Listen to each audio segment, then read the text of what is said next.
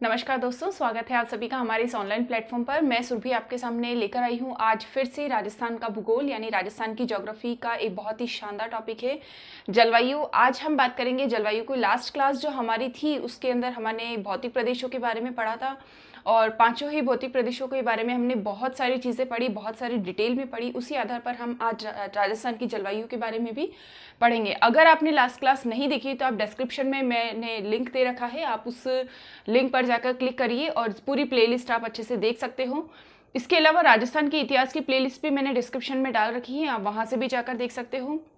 इसके अलावा हमारे इस चैनल पर बहुत सारी जो क्लासेस चल रही है इंग्लिश स्पोकन को लेकर, राजस्थान ज्योग्राफी या राजस्थान हिस्ट्री या इसके अलावा 1 मिनट जो हमारे शॉर्ट्स चलते हैं वो सभी आप जाकर विजिट कर सकते हैं। सारे ही लिंक और पूरी ही प्लेलिस्ट की लिंक भी मैंने इस डिस्क्रिप्शन में मेंशन कर रखी है, तो प्लीज़ आप जाकर वहाँ से देखिएगा। चैनल को लाइक शेयर एंड सब्सक्राइब कर दीजिएगा।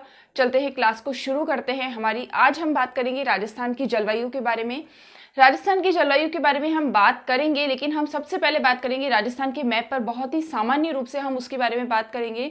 उसके बाद में हम पढ़ेंगे कि राजस्थान की जलवायु को ट्रीवार्था, कोपेन और थानवेट ने किस तरीके से वर्गीकृत किया, यानी कि इन तीनों ने हमारे राजस्थान की जलवायु को बहुत ही अच्छे तरीके से वर्गीकृत किया है। और जिस आधार पर उन्होंने वर्गीकृत किया है तो माना जाता है कि राजस्थान में उनके आधार पर जो वर्गीकरण किया गया था जलवायु का, उसी हिसाब से हमारे राजस्थान में जो जलवायु आती है और जाती है, ऋतुएं बनती है, जिस प्रकार से वर्षाएं आती है, हवाएं चलती है, और तो वो उसी आधार पर किया गया था। उन्हीं भौतिक प्रदेशों के आधार पर जो हमने लास्ट क्लास में पढ़े थे, उसी आधार पर हम जलवायु का वर्गीकरण करेंगे।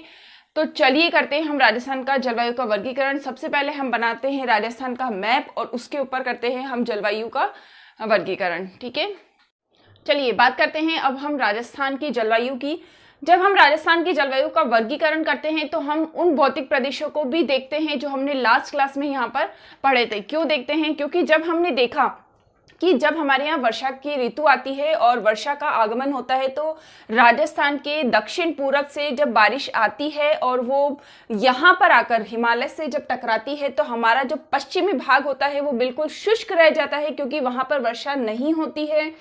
इसीलिए हमारा जो ये पश्चिमी भाग है वो बिल्कुल शुष्क प्रदेशों में आता है। इसीलिए यहाँ की जो जलवायु होती है वो भी शुष्क होती है और इसीलिए इसको मरुस्थल कहा जाता है। यही मरुस्थल है, यही शुष्क जलवायु है। तो ये वाला जो पार्ट है हमारा, सबसे पहली जो हमारी जलवायु है वो यही आती है कि शुष्क जलवायु। शुष्क जलवायु कहाँ आती है? यहाँ पश्चिम में। यहाँ पश्चिम में आप देखोगे तो यहाँ पर आएगी आपकी शुष्क जलवायु प्रदेश। तो ये सबसे पहला है हमारा शुष्क जलवायु।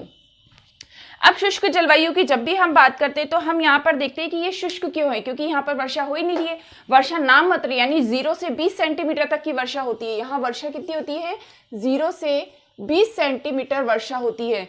0 से 20 सेंटीमीटर वर्षा होगी तो क्या होगा? बिल्कुल रेतीली और बिल्कुल कंटीली झाड़ियां होगी। तो यहाँ की जो वनस्पति है वो बिल्कुल होती नहीं है। तो ये तो हो गई अपनी वर्षा।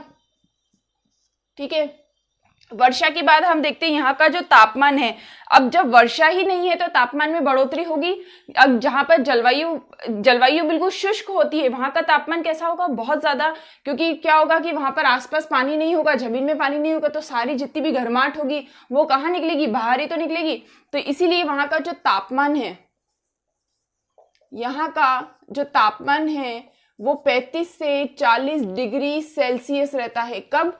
गर्मी के दिनों में यहाँ का जो तापमान है वो कितना रहता है? 35 से 40 डिग्री सेल्सियस। अब बात करते हैं हम, यहाँ पर वर्षा हो गई, तापमान हो गया। अब यहाँ की जो वनस्पति है, अब यहाँ की वनस्पति, जब बारिश ही नहीं है, बिल्कुल भी वर्षा नहीं है, 20 सेंटीमीटर बारिश में कौन सा पौधा उग जाएगा या कौन सी वनस्पति हो जाएगी या कौन सी फसलें हो जाएगी? कुछ भी नहीं होगा। तो यहाँ की जो वनस्पति है वो बिल्कुल वनस्पति रहित है, यानी कि यहाँ पर बिल्कुल भी वनस्पतियां होती नहीं है भाई। बिल्कुल कभी कैक्टस और इस टाइप के जो पौधे होते हैं वो जरूर झाड़ियां जो बिना पानी के भी उग सकते हैं, तो इस तरह की झाड़ियां होती है। बाकी वनस्पति के नाम पर यहाँ पर ऐसा कुछ भी नहीं होता है। अब अपन बात करते हैं अपना जो सेकंड है, ये तो हो गया अपना शुष्क। ठीक है, सेकंड वाली बात करते हैं हम अर्धशुष्क। तो शुष्क और अर्धशुष्क में क्या अंतर है? यहाँ पर 25 सेंटीमीटर की वर्षा रेखा अपन ने लास्ट क्लास में पढ़ी थी। 25 सेंटीमीटर की वर्षा रेखा होती है। अब वर्षा रेखा मैंने आपको लास्ट क्लास में बता दी थी, इसीलिए मैं यहाँ पर ज्यादा डिस्कशन नहीं करूंगी। आप पिछली वाली क्लास जरूर देखना, क्योंकि ये वाली क्लास तभी समझ में आएगी जब आप पिछली वाली क्लास देखोगे, क्योंकि दोनों भौतिक प्रदेश और जलवायु दोनों का आपस में बहुत बड़ा लिंक है। ये दोनों क्लास आपस में जुड़ी हुई रहती है, इसलिए आप इसको अच्छे से, तो आप यहाँ पर इसको अच्छे से पढ़ लीजिएगा। सेकंड 25 डिग्री वर्षा रेखा, ये मैंने आपको बता ही दिया। अब यहाँ पर आता है शुष्क जलवायु के बाद आता है यहाँ पर अर्धशुष्क। ये कौन सी है? अर्धशुष्क। अर्धशुष्क अपन ने इसको क्यों कहा था, बताइए एक बार, अपन ने इसको अर्धशुष्क जलवायु क्यों कहा था? हाँ, अर्धशुष्क जलवायु। अब अपन ने यहां पढ़ा कि यहाँ की जो वर्षा है वो 0 से 25 सेंटीमीटर तक आती है। तो जब अर्धशुष्क है तो थोड़ी बहुत कुछ बारिश यहाँ पर भी बरसेगी, यहाँ पर तो नाम मात्र की बरसती है, लेकिन यहाँ पर कुछ तो बरसेगी। तो यहाँ की जो वर्षा है वो 20 से 40 सेंटीमीटर तक बारिश होती है यहाँ पर। अब थोड़ी बहुत बारिश जब यहाँ पर है तो क्या एकदम घने जंगल तो हो नहीं जाएंगे, यहाँ पर क्या होगा, थोड़ी बहुत घास होगी। तो यहाँ की जो वनस्पति होती है वो किस तरह की होती है? स्टेपी, स्टेपी तरह की वनस्पति, यानी कि स्टेपी एक घास होती है जो थोड़ी बहुत बारिश में भी उग जाती है। तो इस प्रकार की यहाँ पर वनस्पति पाई जाती है। दूसरा एक चीज और अपन यहाँ पर देखते हैं कि यहाँ का जो तापमान है, यहाँ का जो तापमान है 30 से 36 डिग्री सेंटीग्रेड तक रहता है, वो भी कब? गर्मियों के मौसम में।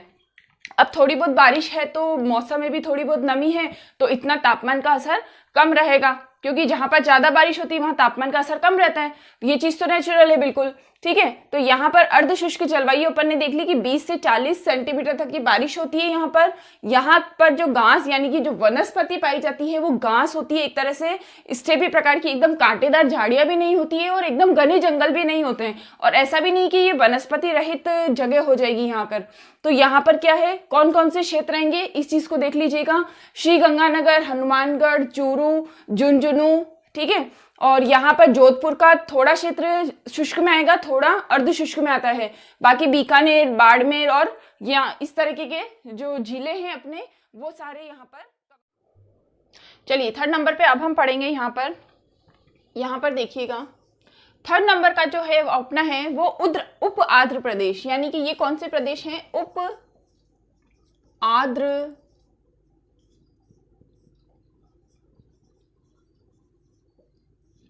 प्रदेश और अर्धशुष्क प्रदेशों के बीच में जो भी वर्षा रेखा बनती है उसको 50 सेंटीमीटर वर्षा रेखा कहा जाता है। इस बारे में हमने लास्ट क्लास में बहुत विस्तार से हमने चर्चा कर ली, यानी बहुत अच्छा एक्सप्लेनेशन मैंने आपको दे दिया था इसका, कि 50 सेंटीमीटर वर्षा रेखा जो कि राजस्थान को 2 भागों में बांटती है, बिल्कुल इक्वल पार्टीशन करती है राजस्थान का, वो 50 सेंटीमीटर वर्षा रेखा। तीसरा अपना जो जलवायु उप आर्द्र जलवायु प्रदेश है, यहाँ की एक बार अपन वर्षा के बारे में देखें तो ये उप आर्द्र क्यों है?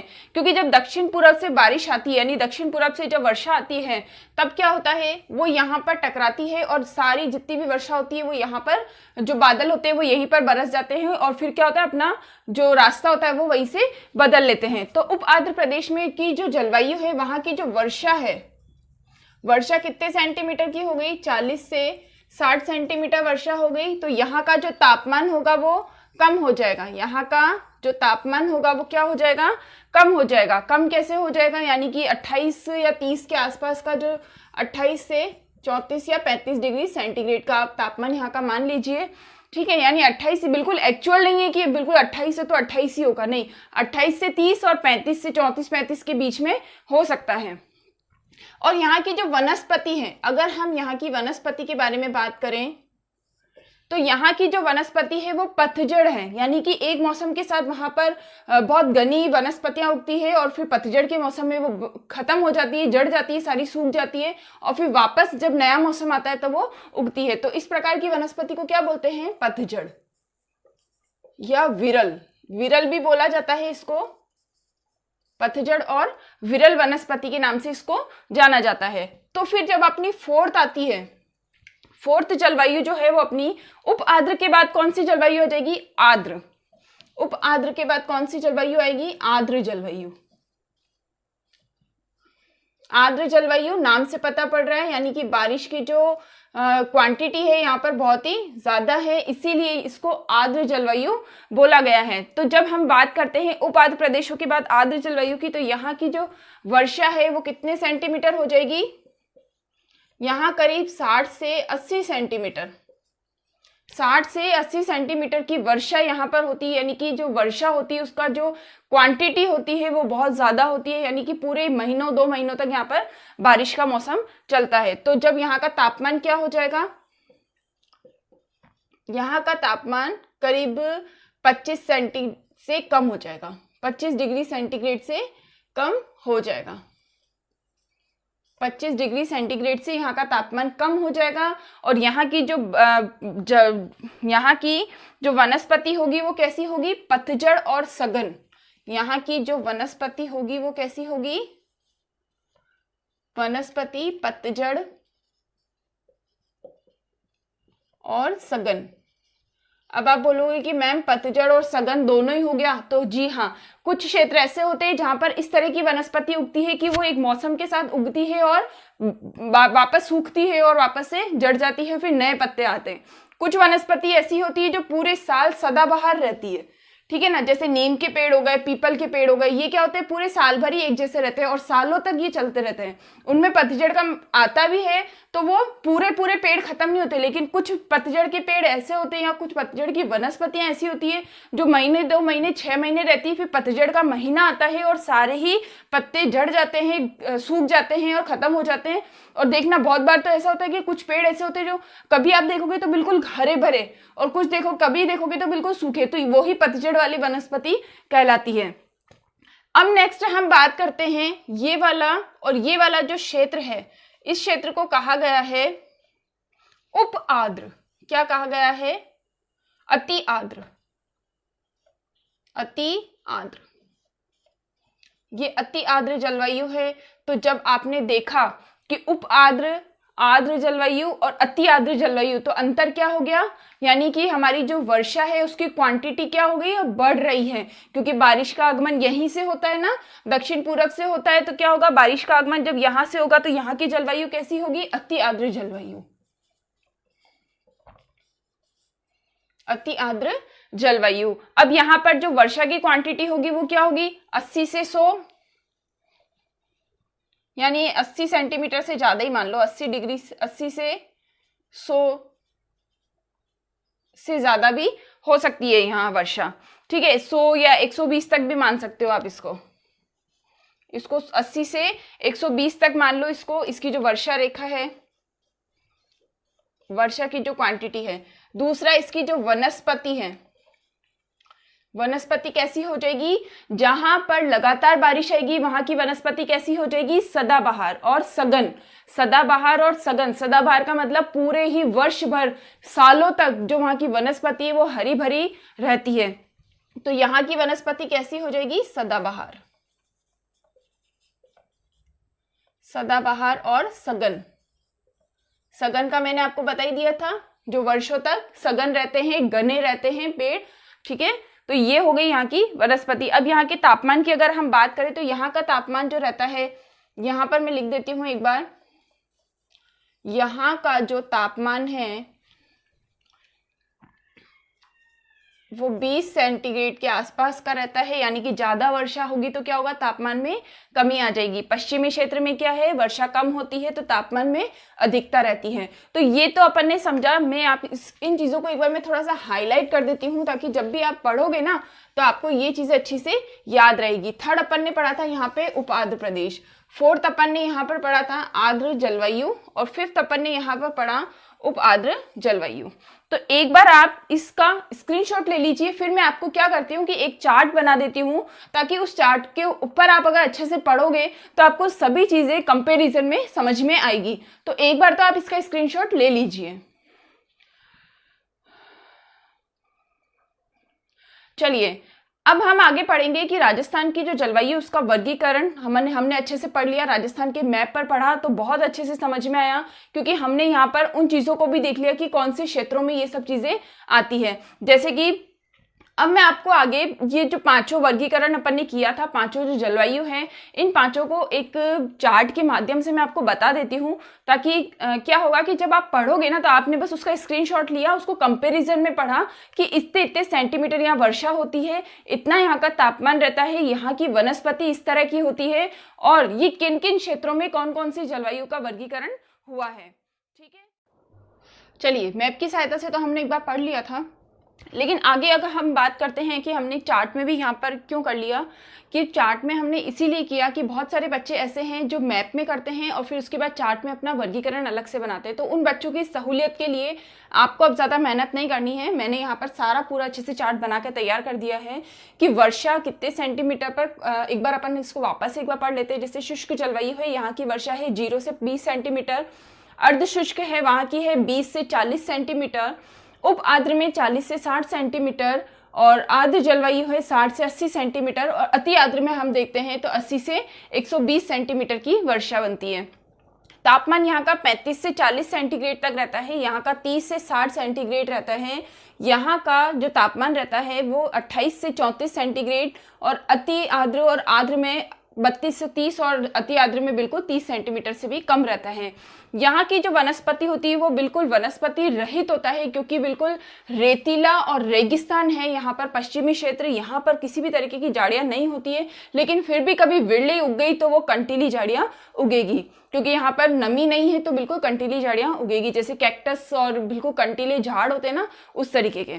अर्धशुष्क में हम देखते हैं तो स्टेपी प्रकार की जो वनस्पतियां होती है वो उगती है, यानी कि जो पत्तियां बिल्कुल बारीक बारीक छोटी छोटी घास होती है उस तरीके की। तो घास का एक प्रकार होता है स्टेपी, तो स्टेपी प्रकार की वनस्पति यहाँ पर उगती है। उप आर्द्र में हम देखें तो पतझड़ और बिल्कुल विरल, पतझड़ और विरल मैंने आपको दोनों समझा दिया। अति उप आर्द्र में देखो और आर्द्र जलवायु में देखें तो पतझड़ और सघन, यानी कहीं पतझड़ और कहीं पर सघन वनस्पति। अति आर्द्र में सदाबहार और घनी और सघन वनस्पति आपको देखने को मिलेगी। अब यहाँ पर शुष्क जलवायु में आप झीलें देख लीजिएगा, यहाँ पर जैसलमेर, बाड़मेर, बीकानेर और जोधपुर का जो क्षेत्र है वो यहाँ पर मिलेगा आपको। अर्ध शुष्क में कुछ कुछ क्षेत्र यहाँ पर जोधपुर का भी आ जाता है, क्योंकि है तो पूरा पश्चिमी क्षेत्र, लेकिन क्योंकि 25 सेंटीमीटर अपन ने जो वर्षा रेखा देखी थी तो वो पूरा पश्चिमी भाग ही तो है, तो कुछ वर्षा हुई लेकिन आगे जाके पश्चिम में बिल्कुल वर्षा नहीं हुई। तो पूरा भाग तो इन दोनों को मिला के अगर देखा जाए तो एक ही होना चाहिए, लेकिन फिर भी बहुत बार कुछ परिस्थितियों में यानी कुछ सालों में ऐसा हो जाता है कि यहाँ अर्धशुष्क क्षेत्रों में बारिश फिर भी हो जाती है, जैसे गंगानगर, चूरू, हनुमानगढ़, सीकर, नागौर, जालोर और झुंझुनू के क्षेत्र। उप आर्द्र में अगर हम देखें तो पाली, जयपुर, दौसा, अलवर और उसके आसपास के क्षेत्रों में। इसी तरह आर्द्र जलवायु का क्षेत्र सबसे ज्यादा है, जैसे कि भीलवाड़ा, करौली, भरतपुर, राजसमंद, बूंदी, चित्तौड़गढ़, धौलपुर, प्रतापगढ़ और डूंगरपुर। ठीक है, तो ये इसके अंदर आएगा। बाकी अति आर्द्र में देखा जाए तो उदयपुर, सिरोही, बांसवाड़ा, कोटा, टोकर, झालावाड़, जिसे हम हाड़ौती क्षेत्र बोलते हैं। तो ये था अपने राजस्थान की जलवायु का वर्गीकरण। ये तो था एक सामान्य तौर पर, लेकिन अब हम आगे पढ़ेंगे कॉपेन, ट्रीवार्था और थॉर्नवेट का जलवायु वर्गीकरण। वो बहुत ही जल्दी मैं आपकी वो क्लास लेकर आने वाली हूँ। इस क्लास को आप बहुत अच्छे से देखिएगा। इस क्लास को देखने से पहले इसके पहले वाली क्लास को जरूर देख लीजिएगा, क्योंकि जब हम राजस्थान का भौतिक वर्गीकरण पढ़ते हैं, राजस्थान के भौतिक प्रदेश पढ़ते हैं, तभी हमें राजस्थान की जलवायु और उसके आगे के टॉपिक अच्छे से समझ में आते हैं। तो ये रहा राजस्थान की जलवायु। सारे एफर्ट्स लगाकर मैंने आपके लिए पूरा अच्छे से राजस्थान के मैप पर, उसके बाद मैंने आपको इस तरीके के वर्गीकरण यानी इस चार्ट पर मैंने आपको अच्छे से समझा दिया है। आप इसको बहुत ही मन लगाकर पढ़िएगा, एग्जाम में आप सभी सफल होंगे, ऐसी मैं आपकी कामना करती हूँ। दूसरी एक बात और, जब भी हम यहाँ पर बात करते हैं कि किसी भी जलवायु वर्गीकरण की, ठीक है, तो हम ट्रीवार्था, थॉर्नवेट और कॉपेन का जलवायु वर्गीकरण जरूर पढ़ते हैं। अगली क्लास में मैं आपके लिए तीनों वर्गीकरण पूरे ही मैप पर अच्छे से लेकर आने वाली हूँ। उन तीनों को कंपैरिजन जरूर करवाऊंगी, यानी कि ट्रीवार्था, कॉपेन और थॉर्नवेट ने जिस तरीके से जलवायु का वर्गीकरण किया था, हमें अलग अलग सोर्सेज से उसको पढ़ना पड़ता है। तो अब हमें अलग अलग सोर्सेज से नहीं पढ़ना है, अलग अलग बुक्स को नहीं देखना है, गाइड्स को नहीं देखना है, दूसरी चीजों को नहीं देखना है। हमें सिर्फ एक ही जगह पर अच्छे से ढंग से पढ़ाई करनी है, और यहाँ पर मैं इन तीनों का वर्गीकरण आपको मैप पर और कंपैरिजन में पढ़ाने वाली हूँ। तो आने वाली क्लास को अच्छे से देखना, इस वाली क्लास को और इसके पहले वाली क्लास को जरूर देख लीजिएगा। चैनल को लाइक शेयर एंड सब्सक्राइब कर दीजिएगा। वीडियो पसंद आया तो चैनल को लाइक शेयर एंड सब्सक्राइब कर दीजिएगा और मिलते हैं हम अगली क्लास में। पूरी ही वीडियो को देखा कीजिए, यानी शुरू से लेकर एंड तक आपको पूरी वीडियो देखनी है, तभी आपको पढ़ने का अच्छा मजा आएगा और इंटरेस्ट आएगा। ये चीज को आप अच्छे से मान लीजिएगा। इसके अलावा डिस्क्रिप्शन में मैंने जो लिंक्स दे रखे हैं, यानी कि प्लेलिस्ट पूरी ही मैंने आपको दे रखी है उसके अंदर, तो आप चैनल पर जाइए, विजिट करिए, लाइक शेयर और सब्सक्राइब करते रहिए। Thank you so much.